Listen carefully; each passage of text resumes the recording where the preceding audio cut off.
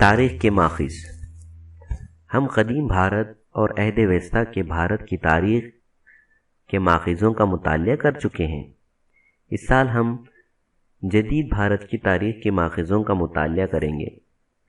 تاریخ کے ماخذوں میں طبعی، تحریری اور زبانی ماخذ شامل ہیں۔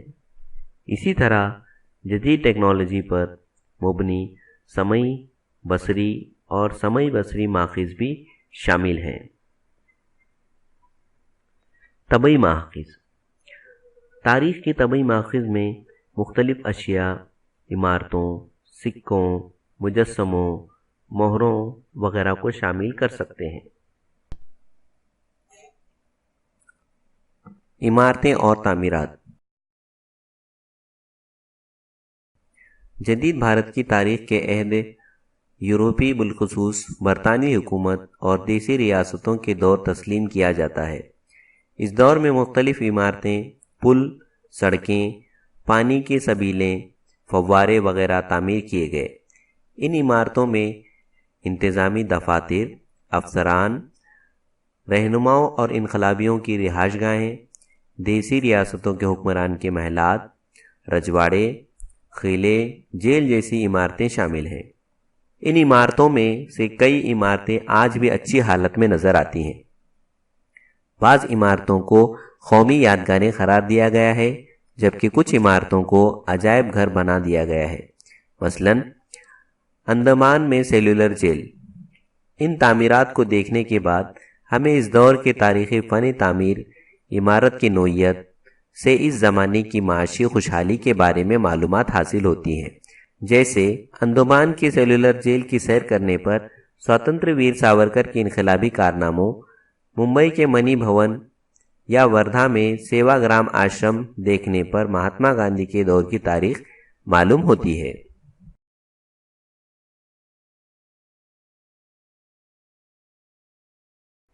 مجسمے اور یادگاریں۔ آزادی سے قبل اور آزادی کے بعد کے عہد میں کئی شخصیات کی یادگاریں مجسمے کی شکل میں قائم کی گئیں۔ یہ مجسمے بھی جدید بھارت کی تاریخ کا مطالعے کے نقطہ نظر سے اہمیت کے حامل ہیں۔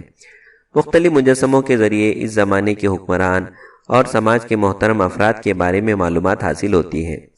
جس شخص کا مجسمہ ہے، اس کا پورا نام، ولادت اور وفات کی تاریخ، اس کے کاموں کا مختصر احوال، حالات زندگی کے معلومات ایک تختی پر تحریر ہوتی ہے۔ مہاتما جیوتی راؤ پھولے، لوک مانیہ تلک، ڈاکٹر بابا صاحب امبیڈکر کے مجسموں کی طرح مختلف واقعات کی یاد میں تعمیر کی گئی یادگاریں بھی متعلقہ زمانہ، اس واقعے سے جڑے ہوئے افراد وغیرہ کی معلومات فراہم کرتی ہیں۔ مثلاً مختلف مقامات پر شہیدوں کی یادگاریں۔ تحریری ماخذ۔ جدید بھارت کی تاریخ کے تحریری ماخذ میں درج ذیل وسائل شامل ہیں۔ تحریری ماخذ: خط و کتابت، رسائل، غیر ملکی افراد کے اندراجات، کارخانوں کا ریکارڈ، اخبارات، آپ بیتی، سوانح عمریاں، کتابیں۔ اخبارات و رسائل۔ اخبارات سے عصری واقعات سے متعلقہ معلومات حاصل ہوتی ہیں۔ اس کے ساتھ واقعے کے جامع تجزیہ، محترم شخصیات کے موافق اور مخالف رائے اداریہ شامل ہوتے ہیں۔ ہمیں ان کے ذریعے اسی زمانے کی سیاسی، سماجی، معاشی اور تہذیبی تبدیلیوں کی معلومات حاصل ہوتی ہے۔ آزادی سے قبل کے دور میں گیان ادے، گیان پرکاش، کیسری، دین بندھو، امر بازار پتریکا جیسے اخبارات عوامی بیداری کے اہم ذرائع تھے۔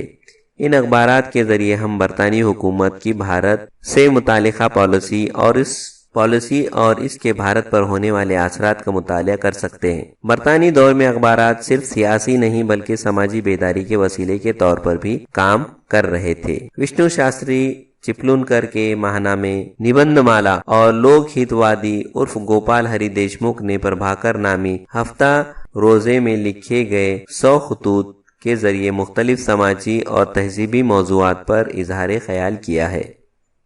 نقشے اور خاکے۔ نقشے کو بھی تاریخ کا ایک اہم ماخذ تسلیم کیا جاتا ہے۔ نقشوں کی وجہ سے ہم شہروں یا کسی مخصوص مقام کی تبدیلی ہوتی ہے، نوعیت کا مطالعہ کر سکتے ہیں۔ برطانوی دور کے قائم شدہ ایک آزاد محکمے سروے آف انڈیا نے بھارت کے مختلف صوبوں اور شہروں کو سائنٹیفک طریقے سے جائزہ لے کر نقشے تیار کیے ہیں۔ نقشوں کی طرح ماہر تعمیرات آرکیٹیکٹ کے تیار کردہ خاکے بھی فن تعمیر سازی نیز کسی حصے کی ترقی کے مراحل کو سمجھنے کے نقطہ نظر سے اہمیت رکھتے ہیں۔ مثلاً ممبئی پورٹ ٹرسٹ کے پاس ممبئی بندرگاہ کے پہلے تیار کردہ خاکے ہیں۔ آگے چل کر بندرگاہ کو ترقی دینے کے لیے ماہر تعمیرات اور انجینئروں نے خاکہ تیار کیا۔ انجینئروں کی تیار کردہ خاکوں کی مدد سے ممبئی شہر کی ترقی کی معلومات حاصل ہوتی ہے۔ زبانی ماخذ۔ جدید بھارت کی تاریخ کے زبانی ماخذوں میں درج ذیل وسائل شامل ہیں: پواڑے، لوک کتھا، واقعات کا بیان، انٹرویو، میلے جلسے، فلک منڈلی، اودیا، جوشیلے گیت، لوک گیت۔ جوشیلے گیت۔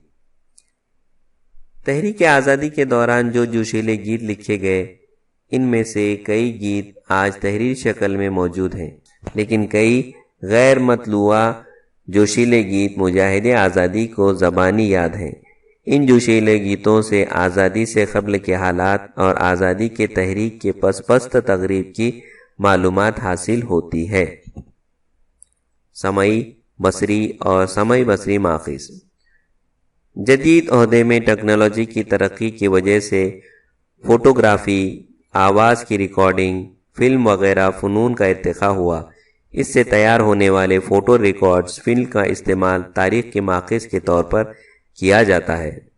فوٹو جدید بھارت کی تاریخ کا بصری ماخذ ہے۔ فوٹوگرافی کی فن کی ایجاد کے بعد مختلف افراد، واقعات، نیز اشیاء اور عمارتوں کے فوٹو اتارے جانے لگے۔ فوٹو کے ذریعے فرد اور واقعہ جیسا تھا یا وقوع پذیر ہوا، اس کے منظر کی صورت میں معلومات حاصل ہوتی تھی۔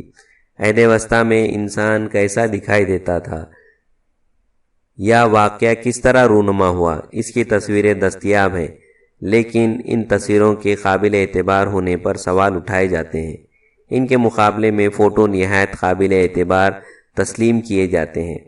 انسان کے فوٹو سے پتہ چلتا ہے کہ وہ کیسا دکھائی دیتا تھا اور اس کا پہناوا کیسا تھا۔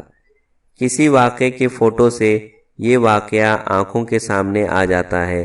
اس طرح عمارتوں اور اشیاء کے فوٹو اس کی شکل و صورت سمجھنے میں آتی ہے۔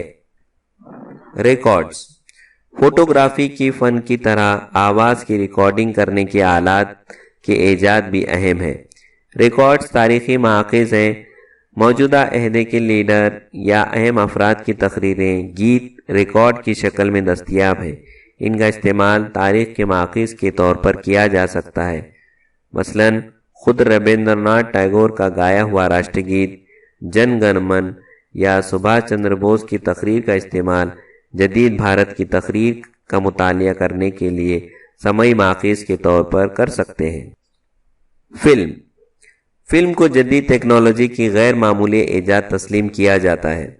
20ویں صدی میں فلم کی تکنیک میں بڑے پیمانے پر ترقی ہوئی۔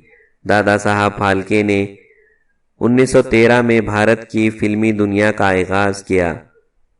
بھارت کے جنگ آزادی کی تاریخی واقعات جیسے دانڈی یاترا، نمک کا ستیہ گرہ، بھارت چھوڑو تحریک کے کیسٹ دستیاب ہیں۔ ان کیسٹوں کی وجہ سے وقوع پذیر واقعہ اہم جوں کا توں دیکھنے کو ملتا ہے۔ قدیم اور عہد وسطیٰ کے مقابلے میں جدید بھارت کی تاریخ کا مطالعہ کرنے کے لیے بڑی تعداد میں اور مختلف قسم کے مآخذ دستیاب ہیں۔